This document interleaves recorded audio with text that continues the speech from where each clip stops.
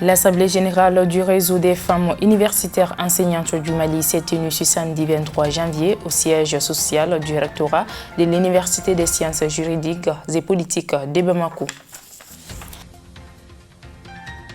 La rentrée scolaire 2021-2022 est prévue pour ce lundi 25 janvier 2021 sur toute l'étendue du territoire national, comme annoncé par le ministère de l'Éducation. Notre équipe de reportage s'est rendue dans quelques établissements scolaires pour faire le constat des préparatifs. La jeunesse africaine consciente est engagée pour la décolonisation de l'Afrique. Cette nouvelle génération rêve de voir une Afrique indépendante pour son développement et son indépendance économique. C'est dans ce cadre que lors du séjour du panafricaniste Kémi Séba dans notre pays, notre équipe de reportage lui a approché après une conférence de presse qui a animé. C'était là pour vous les sommaires de cette édition. Merci de nous accueillir chez vous et bienvenue dans ce journal d'information de la Liberté Télévision comme annoncé afin d'améliorer le leadership féminin, la formation, l'accompagnement de la femme, de la fille et leur initiation à la recherche scientifique, promouvoir le genre dans l'enseignement supérieur instauré et développer les partenariats entre les différentes institutions d'enseignement supérieur du Mali. Tel était l'objectif de l'Assemblée générale du réseau des femmes universitaires enseignantes du Mali. Reportage Kadiatou Guindou. C'est le siège social du rectorat de l'Université des sciences juridiques et politiques de Bamako qui a servi de cadre à cette Assemblée générale du réseau des femmes universitaires enseignantes du Mali. C'est une organisation regroupant les enseignantes et chercheurs des institutions d'enseignement supérieur et des institutions de recherche de notre pays. Il existe depuis 2014 et vise, entre autres objectifs, l'amélioration du leadership féminin, la formation, l'accompagnement de la femme, de la fille et leur initiation à la recherche scientifique, la promotion du genre dans l'enseignement supérieur, l'instauration et le développement du partenariat entre les différentes institutions d'enseignement supérieur IS du Mali. Le référent vise donc à promouvoir le genre dans l'enseignement supérieur et la recherche scientifique. Autrement dit, il veut être ce créneau à travers lequel les enseignantes et les étudiantes vont émerger et s'épanouir dans l'enseignement supérieur, s'impliquer dans la gestion des problèmes de l'école malienne en général, ceux du supérieur et des filles en particulier, avoir un engouement pour la recherche, contribuer davantage au développement socio-économique du pays.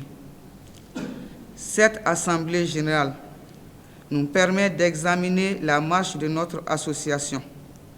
Ainsi, au titre d'animation scientifique, nous avons organisé des conférences et causeries débats sur divers thèmes comme la place de la femme dans l'enseignement supérieur, l'appropriation de la Journée internationale de la femme par la Malienne, la violence basée sur le genre et sa prise en charge au Mali, la violence dans l'espace universitaire au Mali, l'entrepreneuriat féminin et l'autonomisation de la femme au Mali, femmes, mariage et recherche, enjeux et perspectives.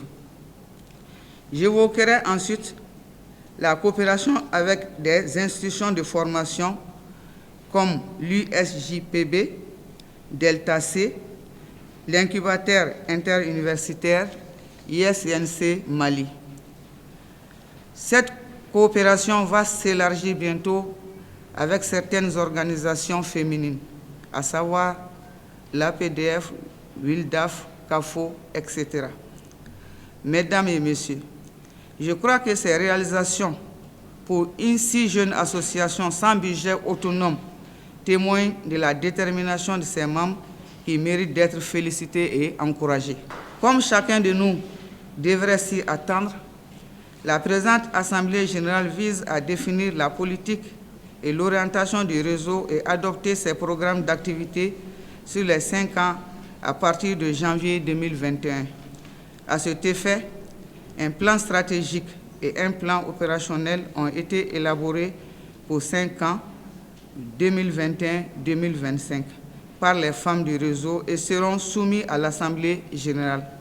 Ces plans cherchent à offrir une plateforme aux enseignantes pour qu'elles s'expriment et aient plus de visibilité, faire la promotion de la femme universitaire auprès de l'opinion nationale et internationale et créer une synergie entre les femmes enseignantes autour de la question du genre.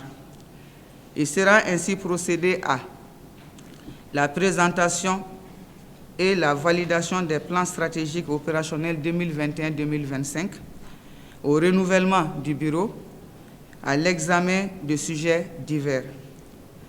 Je voudrais terminer mon allocution par cette pensée de Stendhal, ce grand auteur français du XIXe siècle qui disait « L'admission des femmes à l'égalité parfaite serait la marque la plus sûre de la civilisation et elle doublerait les forces intellectuelles du genre humain. » Je vous souhaite alors une très bonne Assemblée générale qui donnera des résultats propices au développement de l'enseignement supérieur et du Mali en général. Pour la représentante du ministre de l'Enseignement supérieur et de la Recherche scientifique, la dite Assemblée générale vise à mener un aménagement institutionnel et stratégique en termes de gouvernance. À mon avis, l'Assemblée générale vise à mener un aménagement institutionnel et stratégique en termes de gouvernance, de gestion, de recherche, de partenariat pour une meilleure contribution du réseau à l'accomplissement des objectifs nationaux sur l'éducation, les études, la recherche et le genre. Donc, je vous souhaite une très bonne Assemblée générale qui donnera des résultats propices au développement de l'enseignement supérieur. Au nom du ministre de l'Enseignement supérieur et de la Recherche scientifique, je déclare ouvert l'Assemblée générale. À noter que cette Assemblée générale des femmes universitaires enseignantes du Mali est un espace d'échange pour améliorer le leadership féminin. La réouverture des classes, la rentrée des classes est repoussée en raison de la pandémie du coronavirus se fera comme prévu ce lundi 25 janvier 2021 avec pour chaque établissement la présence d'un comité de veille pour faire respecter les mesures barrières. À 48 heures déjà, les préparatifs vont bon train. Reportage. À 48 heures de la rentrée scolaire, les préparatifs vont bon train. Nous avons pris l'ensemble des dispositions conformément au mot d'ordre des autorités scolaires pour que les cours puissent reprendre le lundi matin à 7h30. Ce qui a lieu de faire cette année, il faudrait d'abord qu'on comprenne que l'année écoulée a été sérieusement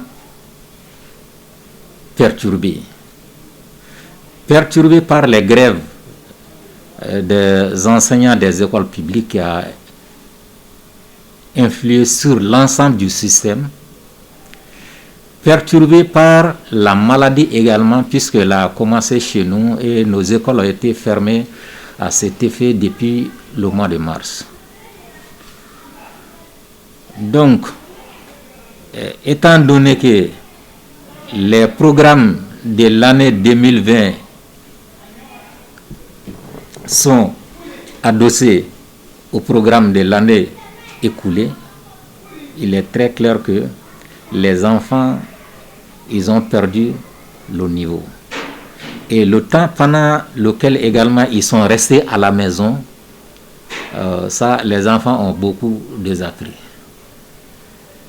Et la nouvelle année qui commence, il faudra obligatoirement tenir compte. C'est dire que les enfants sont restés à la maison longtemps et par conséquent, ils ont beaucoup perdu. Il n'est d'ailleurs pas facile de revenir au cours pour les enfants. À cet effet, nous sommes obligés de demander aux collègues enseignants beaucoup de professionnalisme pour pouvoir encadrer les enfants qui sont restés très longtemps à la maison. Covid-19, de la part des autorités scolaires, ici, au Michel Allaire de Bamako, nous n'avons pas reçu de mesures d'accompagnement.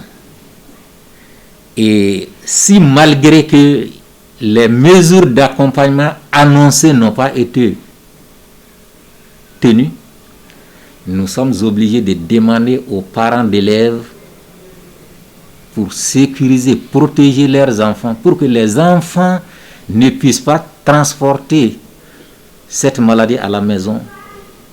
C'est à chaque parent de sécuriser son enfant en lui achetant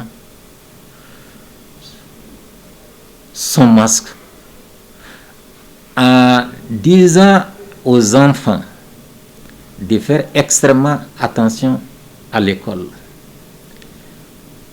J'invite du coup les parents d'élèves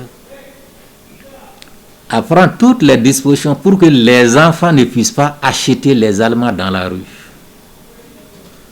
Pendant les périodes de récréation, les parents doivent préparer pour leurs enfants. Les enfants viennent avec ces goûters à l'école. Ça va les éviter d'aller acheter des objets dont la propriété, le caractère des parents d'élèves pour préparer les enfants aux examens de cette année est très très compliqué parce que les enfants ont perdu tout ce qu'ils ont appris. Il faut les suivre à la maison. Le temps que nous avons devant nous également, parce qu'il ne faut pas oublier que nous avons déjà perdu 4 mois de l'année scolaire, 4 sur 9 mois. Donc il ne reste que 5 mois. Même si les autorités scolaires vont aménager les emplois du temps, les calendriers, il est très clair que les parents doivent les aider parce qu'on ne peut pas avoir une année normale. Et les examens, il faut qu'ils se tiennent. Donc, c'est avec l'appui des parents d'élèves que les enseignants vont réussir à préparer les enfants pour les examens.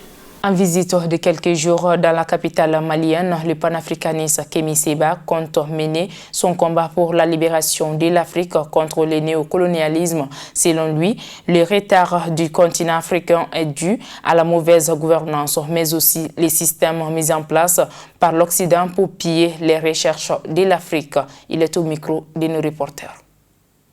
Si elle avait eu des impacts positifs, il y a longtemps que cette crise aurait été résorbée, alors qu'elle ne fait que se prolonger, comme si on avait la sensation que l'armée française tirait profit quelque part de la durée de cette crise. Nous partons du principe qu'une armée qui n'a pas été capable, partout où elle est allée, de mettre fin au conflit ou de mettre fin aux crises, et qui au contraire a contribué à la création de cette crise, ce n'est pas une armée sur laquelle on peut compter pour résoudre la situation sécuritaire au Mali. Dès lors que les autorités françaises prennent autant de mesures coercitives, font autant de pression sur nos gouvernements locaux pour qu'on puisse réprimer nos mobilisations, cela montre que les autorités françaises ont peur. Et quand la peur est présente, c'est que la peur change de camp. Auparavant, c'était nos populations africaines qui étaient apeurées, qui étaient terrorisées, qui étaient réprimées, qui étaient opprimées par le système néocolonial. Aujourd'hui, la nouvelle génération n'a plus peur de rien du tout. Moi, vous me mettez en prison à 4 reprises, je ressors toujours plus fort. Vous me diabolisez, je souris. On me persécute, je souris toujours. Nous sommes debout, nous n'avons peur que de Dieu, nous n'avons peur de personne, nous n'avons pas peur de la France. Nous mettrons la France-Afrique à terre pour le bien-être des Africains et pour le bien-être aussi des prolétaires français, parce que cette problématique n'est pas une problématique de couleur, c'est une problématique d'oppression vis-à-vis des peuples dans leur globalité. La seule monnaie éco qui sera bénéficiable pour le continent africain, pour les pays d'Afrique anciennement de la zone franc, c'est l'éco de la CEDEAO. Aujourd'hui, Emmanuel Macron a piraté le projet ECO de la CEDEAO, a maquillé le franc CFA, a enlevé les comptes d'opération, certes, mais a maintenu l'arrimage à l'euro et le taux de change fixe. Et ça n'arrange pas notre dynamique, puisqu'on sait que l'euro est une monnaie beaucoup trop forte pour nos économies locales, et cela anéantit tout processus de compétitivité. Donc le combat continue, nous battrons jusqu'au bout contre la monnaie ECO, qui n'est qu'un franc CFA déguisé. Aujourd'hui, les gens disent que ECO, c'est l'acronyme de Emmanuel Commande Ouattara. C'est ce que nous pensons véritablement. La France et l'Afrique, l'oligarchie française à travers Emmanuel Macron, l'oligarchie africaine à travers Alassane Ouattara, ce sont deux facettes d'une même pièce qui essaient d'asphyxier nos peuples, mais cette plaisanterie sera tôt ou tard terminée, même si nous devons en perdre la vie plus que jamais. L'armée malienne puisse être à égalité des chances que les autres armées, parce que quand vous voyez les soldats maliens, ils ne sont pas moins forts que tous les soldats qu'on peut voir aux quatre coins du monde. Simplement, ils sont sous-armés, on leur donne beaucoup moins de moyens qu'on en donne à beaucoup d'autres, parce que ça arrange ceux qui veulent la déstabilisation de nos États. Il est important qu'il y ait un travail qui soit fait à travers nos institutions prétendument parlant continentales. Et là, je m'adresse à Félix Tshisekedi, qui va être le président de l'Union africaine.